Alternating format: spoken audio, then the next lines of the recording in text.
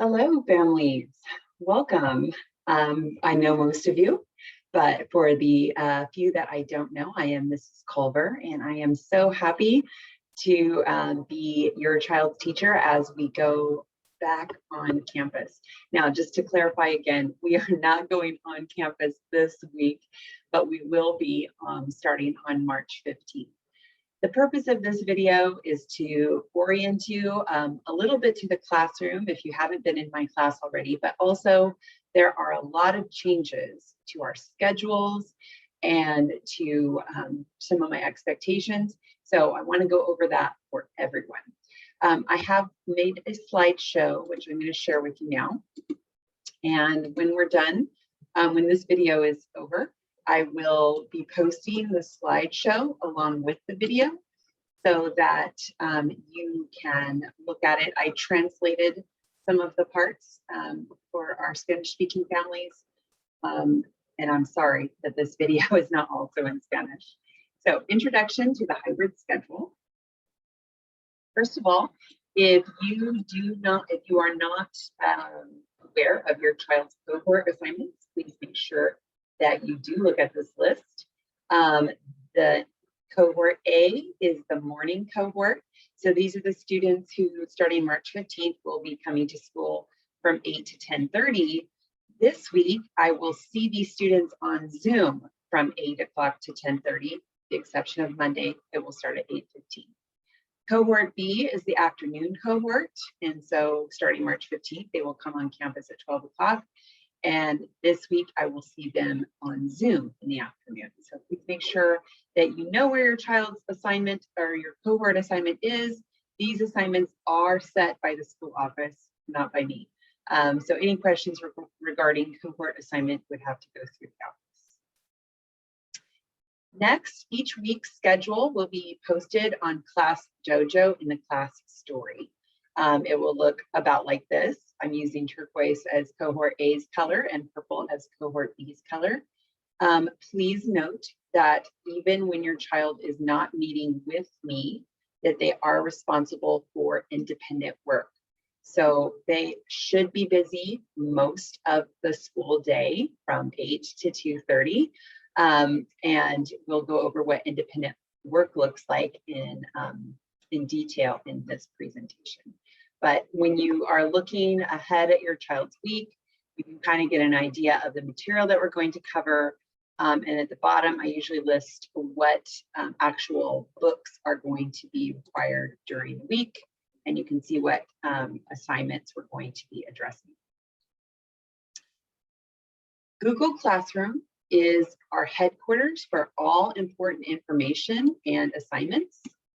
Please make sure that your child is going to Google Classroom every day and completing work every day. The first page of Google Classroom is called Stream, and you will find our Zoom link here and also important announcements. You'll also find upcoming assignments. Go to the classwork tab to see your child's assignments for each day. Make sure that you click on View More in order to see Monday's assignments. There might be more assignments than Google allows in a heading. So please make sure that your child clicks View More and doesn't just tell you, there's no assignments for today. Each day of the week has its own icon. So Monday is a raindrop, Tuesday's a clover, Wednesday's a sun, Thursday's a leaf, and Friday's a flower. Your child should complete all the assignments for each day. So, for Monday, all the assignments that have a raindrop next to them. And then fill out the independent work slide and turn it in.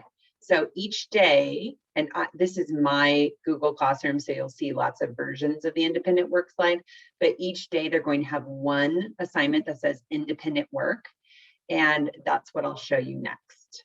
So this is the Spanish version of this slide.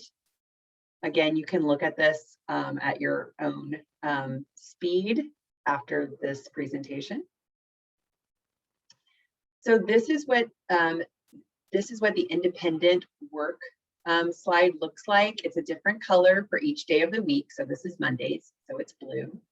Every day on Google Classroom, your child will have an assignment slide that has their assignments for independent work time. So again, if they're cohort A, they'll be doing this slide in the afternoon. If they're cohort B, they'll be doing this slide in the morning. It is very important that these assignments are completed since they represent half of your child's school day.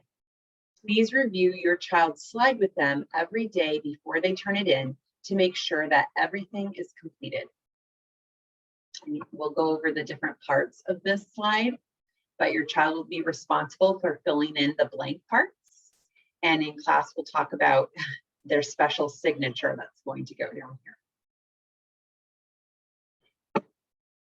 The Google Classroom assignments that I mentioned right here can be found under the Classwork tab, what we just looked at on Google Classroom. My Math refers to your child's math workbook. Boom cards are found on Google Classroom, and all students are familiar with them. Mrs. Matthews' class did Boom cards as well. The cold read, practice fluency, story, and hot read assignments that you'll see over here on this side refer to your child's fluency practice that they record on Flipgrid. And again, that is something that both my class did and Miss Matthews' class did. On this slide, they can click on the link and open the story, and then they can click on the Flipgrid link to record it on the Flipgrid. I've also included a video for the story that your child can listen to before they do their cold read, so that they can hear the pronunciation of the words. They can practice the words correctly. That's important during the week. Your student will also complete Lexia independently each day. They need to keep track of how many minutes that they stayed engaged. So this is something that I have supervised and will sort of supervise this week still when they're with me on Zoom. But in the future, they will be doing this completely on their own. So they're going to have to keep track of when they started and when they finished so they can record how many minutes. I am looking for 30 minutes. If they put 30 minutes there, but then I check my records and they were only engaged 1 minute, I will be letting you know that so we can hold them accountable to that. And then also in Lexia, it shows them how many units they've completed for that day. I would like them to record that number here as well. There's a difference between just doing minutes on Lexia and actually completing units. We want our students to be completing units and not just on Lexia. And please reach out with any questions about Lexia. I know that's not something that parents have been supervising up until this point. So if you have questions, definitely reach out. This is the Spanish version of this slide. Again, you will be able to look at this on your own after this video. Every day, your child is responsible for reading at least one complete book, although we had some students last week read 18 books, so it's definitely, they can do more than one for sure. They can do that on Mayan or with print books that they get from the library, both are acceptable, and taking the AR quiz that goes with that book. Only scores of 80% or higher are accepted. Once your child has passed an AR quiz at 80% or higher, then he or she will type that book's title into this blank and record the AR quiz into this blank on their slide. Every day, I always compare their score to my records. So if they put a score here that is not their actual score that they got, then they will get their slide returned to them. It can be a little bit difficult for a parent to know if they got that score that they record. So if you see the slide get returned, then you know that they've recorded the wrong score or possibly not completed something on the slide. Again, reading is very important and it should be a big part of their independent work time. Finally, I would like you to please, when you have a chance, check over your child's materials. To make sure that at least these items are present. These are not all the items that your child has been issued, but these are the ones that we're going to use the most. And when we return to campus March 15th, I would love it if they had these materials with them. So we have our anthology textbook, our reading writing workshop textbook. So those are both the big heavy bound textbooks. We have our math, My Math Volume 1. Now we will be getting Volume 2 shortly after students return to campus, but I would still like to see their work in Volume 1. We have their math journal. Now this was a brand new issue. The white one should be mostly blank because it represents the rest of the chapters in Volume 2.